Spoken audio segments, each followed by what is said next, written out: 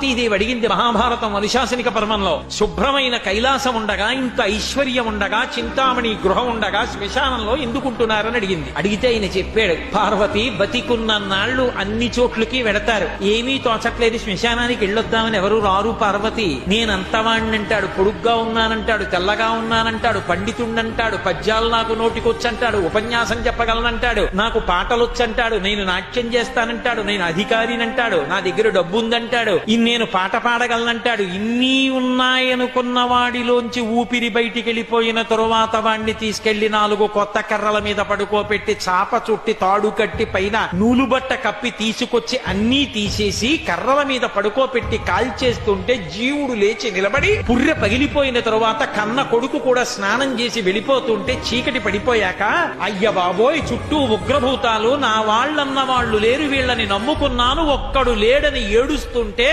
నేనున్నాను రా అని చెప్పడానికి నేను కూడా లేకపోతే చచ్చిన వాడు 1000 మాటలు చచ్చిపోతాడని అక్కడ ఉన్నాను పార్వతి, నా కర్మకాల అక్కడ లేనన్నాడు.